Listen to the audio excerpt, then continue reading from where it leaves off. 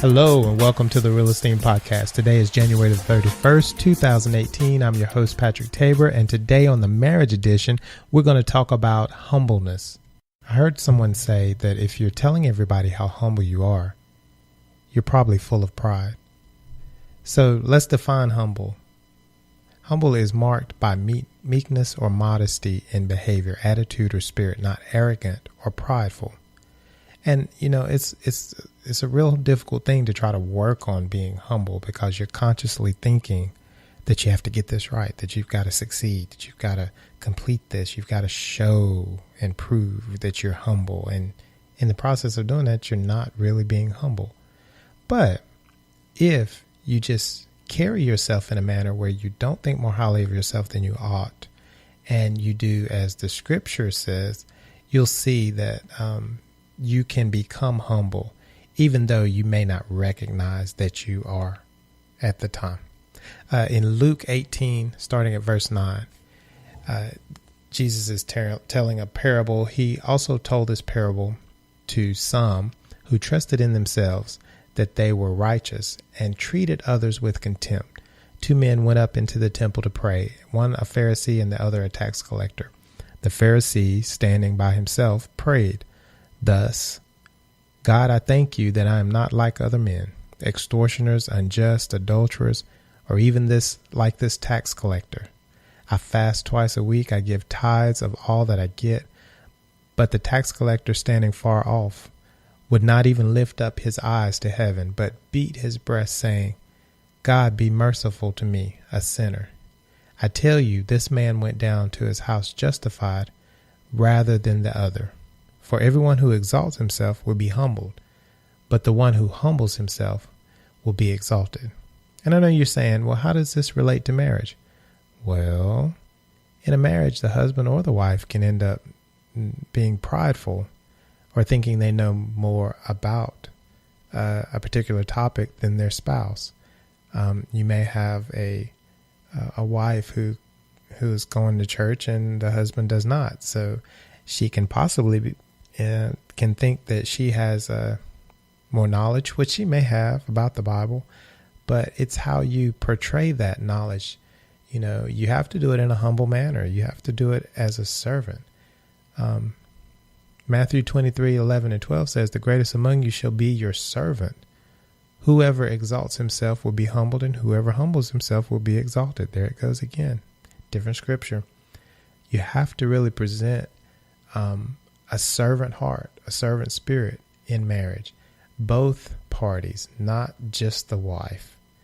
The husband needs to be a humble and meek person. I mean, you have to learn how to be that, because that's what Christ calls us to be. Meek doesn't mean that you're weak.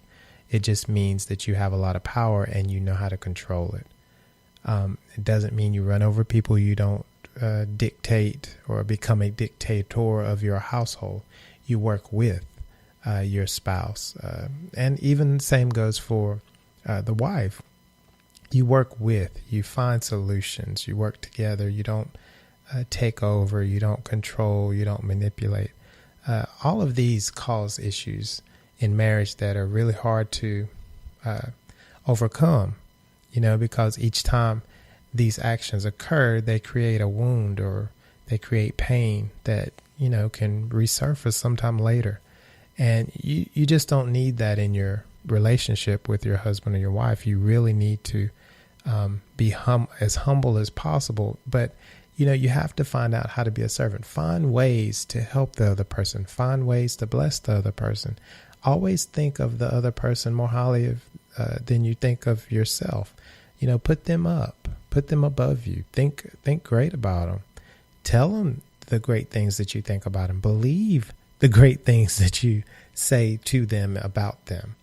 You know, we have to be really careful how we deal with one another in a household, because we can determine how great our house can be by just, you know, we can limit it by not being humble, by not carrying ourselves correctly in our own homes. You know, it's a shame when you see someone who can, you know, they get in a public arena and they're so modest, so humble, real nice attitude. But then when they're home, they're a whole different person. And I always tell people, I don't know how you handle becoming 2 or 3 different people. It's hard enough just being myself. So really try your best to ask God, how do I become a servant? How do I do this? And in Colossians 4:6, to leave you with this, it says, let your speech always be gracious, seasoned with salt, so that you may know how you ought to answer each person. So in your home, if you're always gracious, if you're letting your speech be complimentary to your spouse, if it's seasoned with salt, you always have something nice to say. You're always looking at the positive side. You're always encouraging. Through that, you'll find out how to best complement your household. And in that, you will learn how to be a servant, because, you do not promote yourself. You do not put yourself up. You let someone else praise you.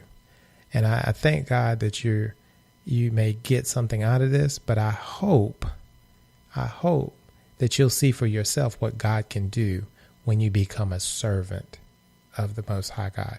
He can change your house. He can correct those issues that you have. And you don't have to follow the world's example. You can be a servant, and you may end up being humble. I hope you got something out of this today. Be blessed, grace, and peace.